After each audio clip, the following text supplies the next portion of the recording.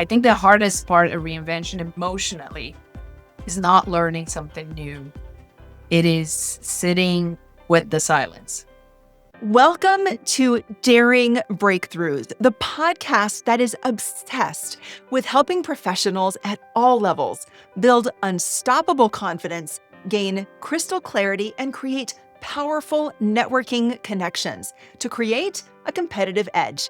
We share practical strategies and inspiring stories from daring people who have achieved remarkable breakthroughs. I know that if you can see it, you can be it, because I navigated my own career from Walmart to Wall Street, and my friend, you can too. I'm your host and the author of Break Up, Break In, Break Through, Jen Landis.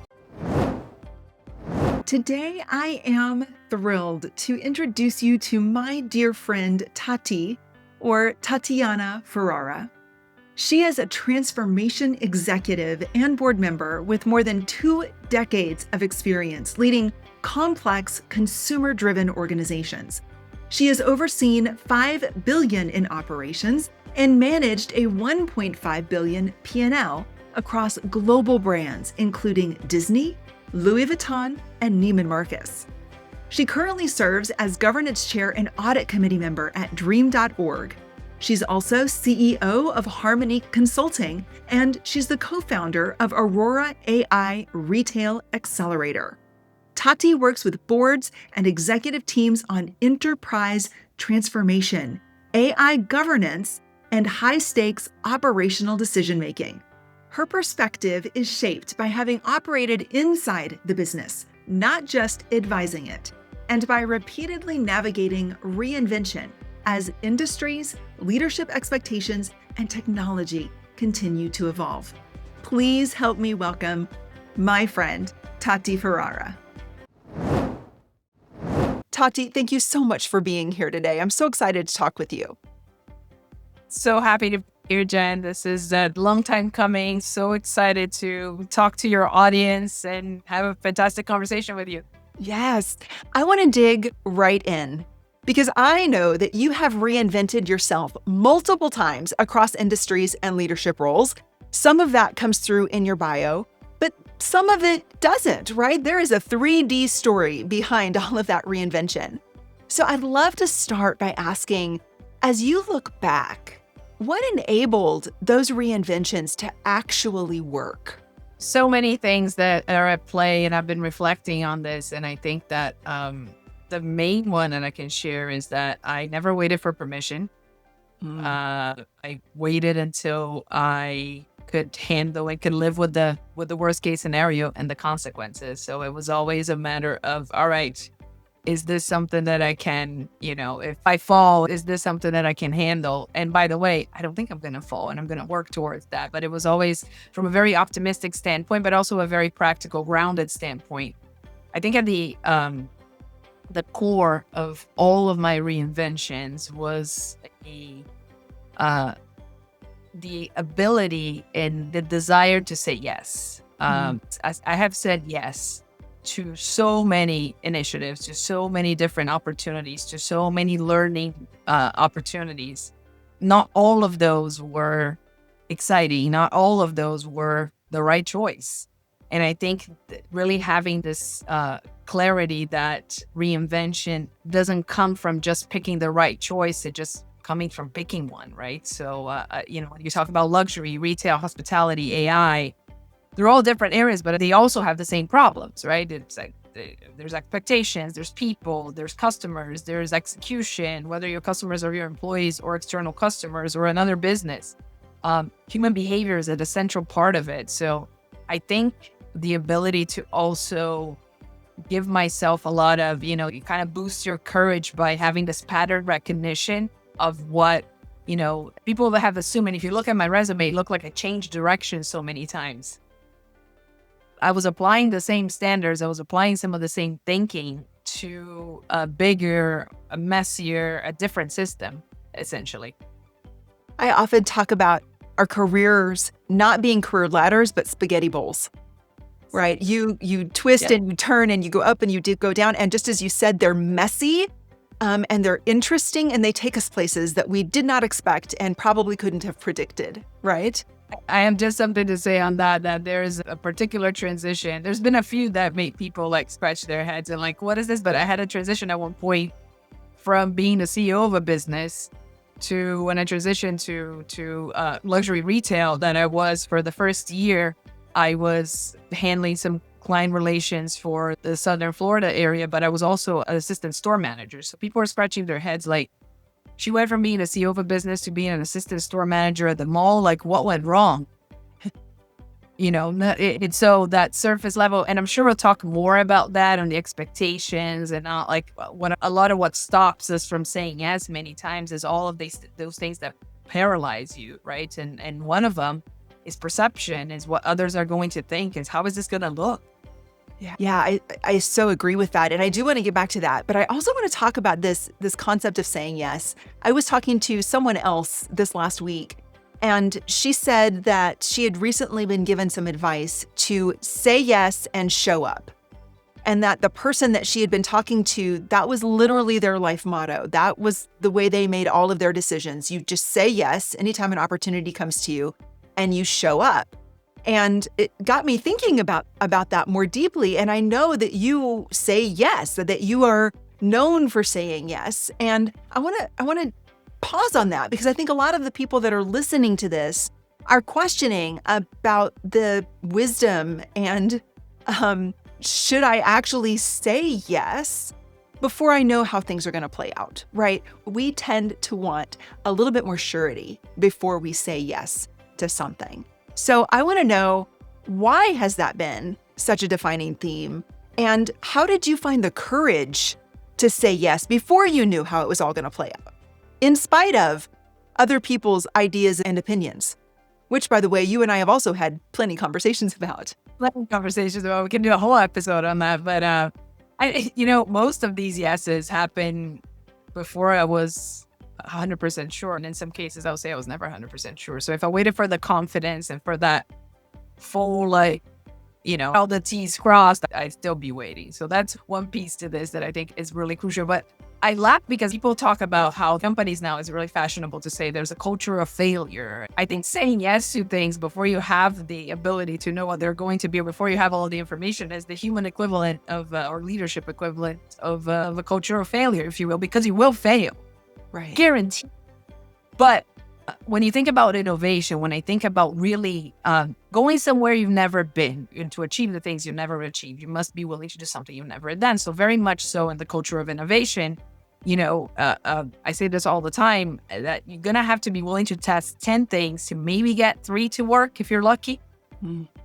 So I think in the very same way, the only way to break through in some cases, the only way to get through certain doors, the only way to get someone to get to be in the same room as certain people is to say yes to something that may look a little bit messy. And many times those yeses involved a significant amount of work, extra work, which was either not paid or underpaid or not recognized, right? So all the things that people will tell you traditionally, you need to have clarity, you need to know what it is that you're doing, you need to know exactly, what the rewards are, and et cetera, et cetera. And I'm here to tell you that my trajectory was the opposite of that.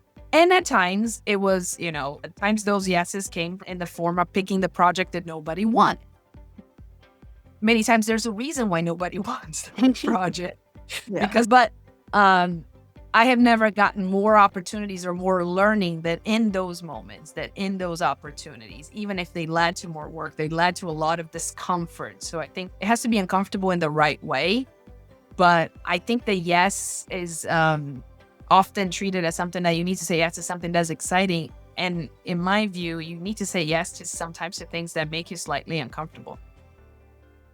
So I talk a lot about visibility and about saying yes to projects or finding opportunities to elevate your visibility. And that's somewhat what I heard from you, Tati, right? You took on these things in part before you knew where they were going to go because they gave you some visibility.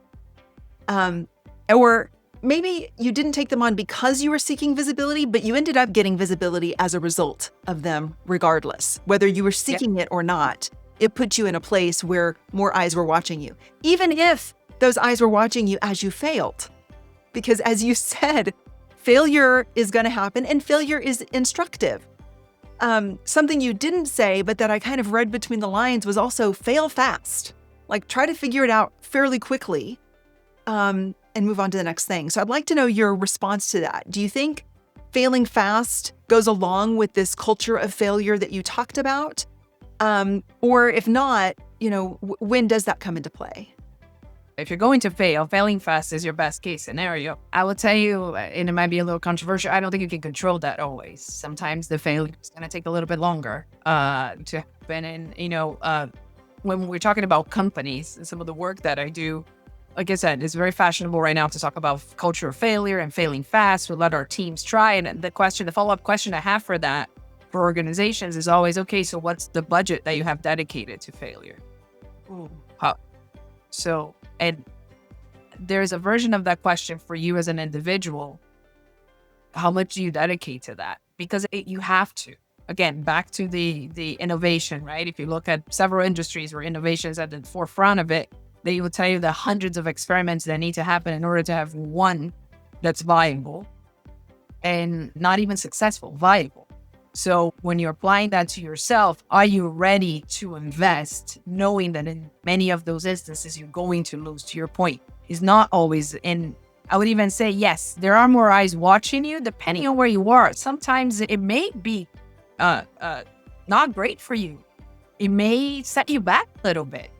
So, which is a very legitimate reason why some people don't want to go into that. So a lot of times I think that there's a sort of surface level conversation around the culture of failing, but like the light version of failing, the vanilla of failing, which is not really failing, doesn't really affect you.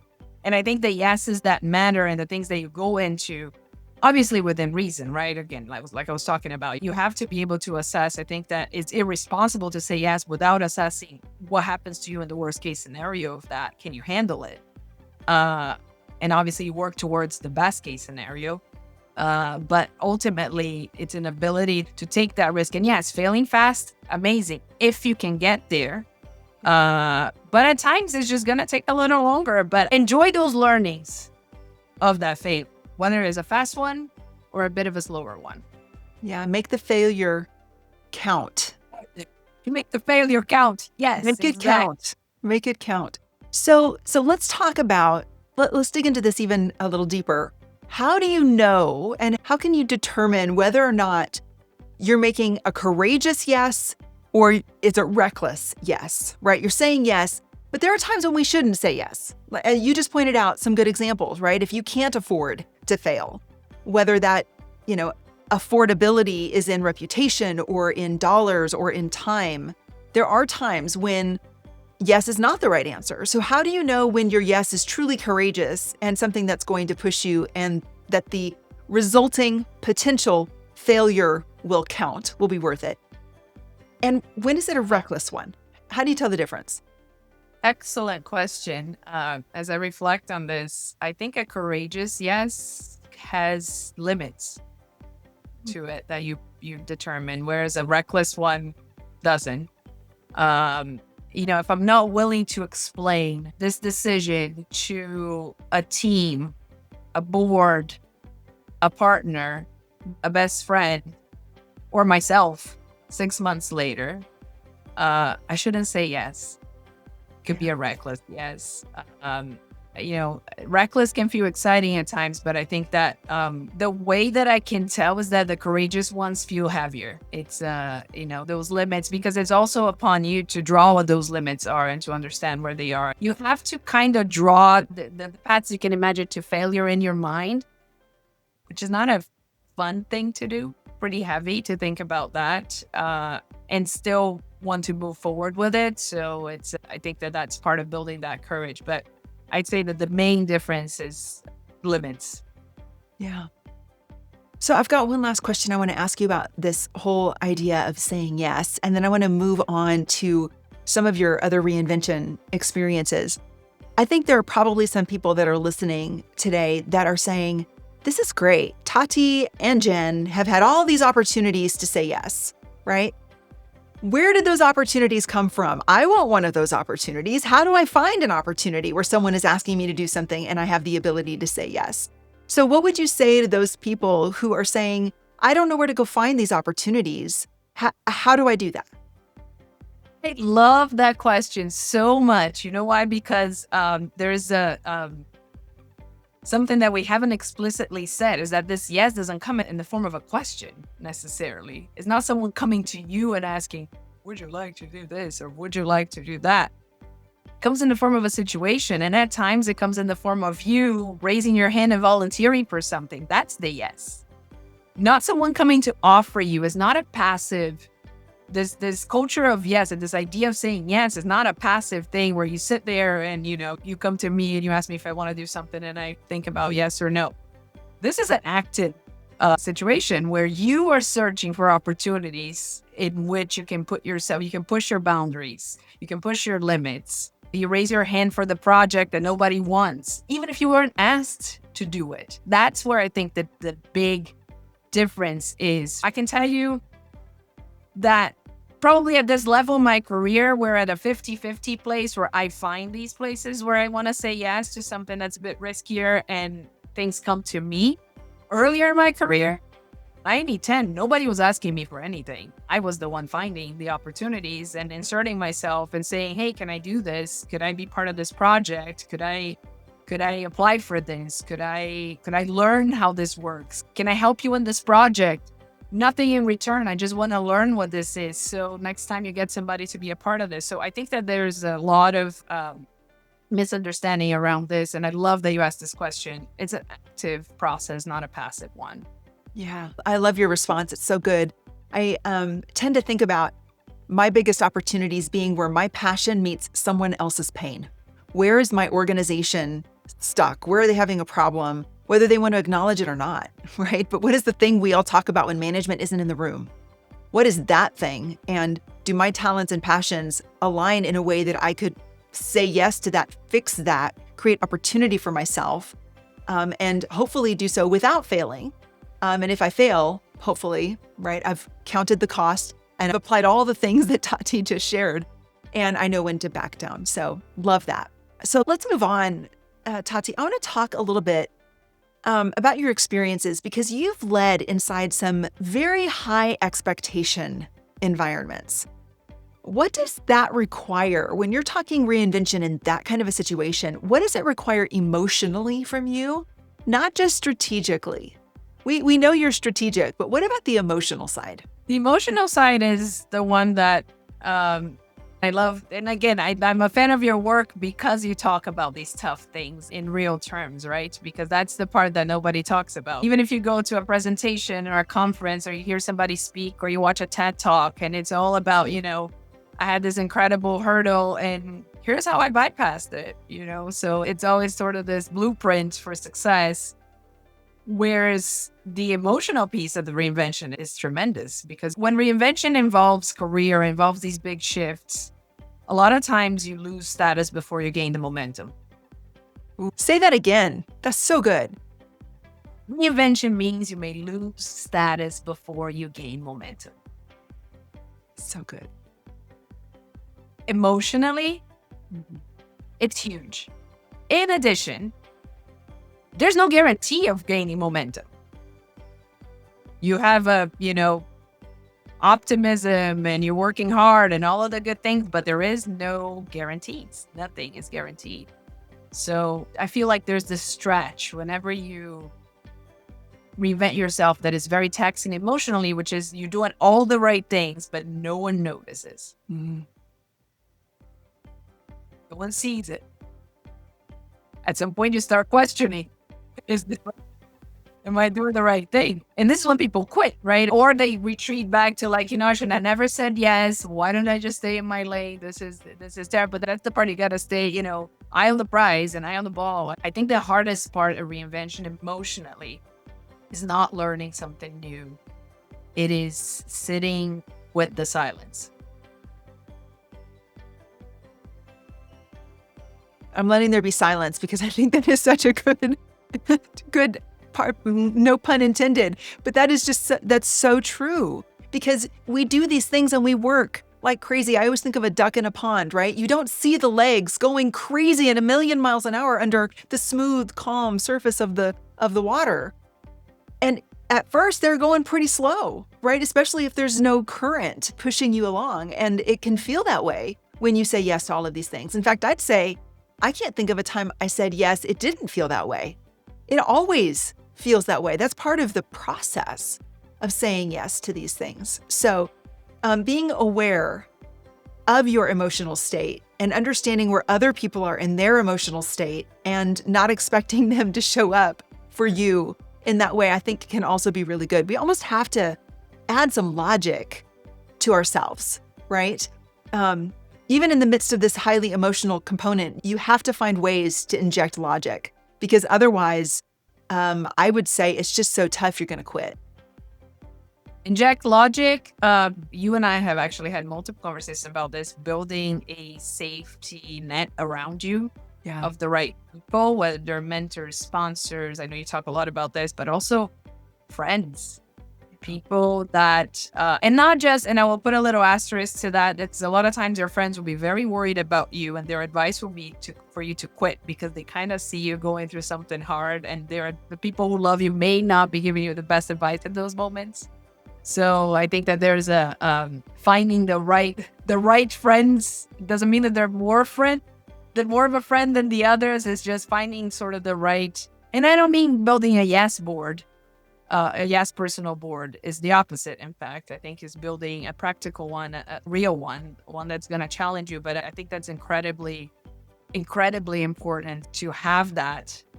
But to your point, you got to go in knowing that these are going to be a part of that game. And then again, that's where you set your limits. That's where a couple of times in my life and career, I was dangerously close to a health breakdown because I didn't follow the limits that I set for certain things. I've spoken very openly about this, but I think that there's a really important part in sort of continuing to reset that and continuing to relook at those limits, continuing to kind of, go back to readjust even, because what you might have set up in the beginning may not be 6 months later, 3 months later, may not be what you need. Yeah. So many good pearls of wisdom here. I hope people are enjoying this as much as I am. So, Tati, if you had to summarize your biggest breakthrough lesson in one sentence, what would that be? It will be that every real breakthrough in my life started with a yes. And there you have it. The one sentence, and a beautiful one at that. And that's the perfect place to pause. In this first part of our conversation, we focused on the courage it takes to say yes before you feel ready, the emotional cost of reinvention, and what it really means to step forward without permission. So everyone, thank you so much for joining Tati and I for this episode of Daring Breakthroughs. If you found value, and I believe you did, I invite you to review, to like, to subscribe, and remember to check the description in the show notes for free tools and the resources that we mentioned today. Let's stay connected. You'll find me everywhere at Ask Jen Landis. That's Jen with 2 N's. And if you need a speaker for your next event, visit jenlandis.com. Until next time, share one insight you gained today with a friend and make one bold move. I dare you.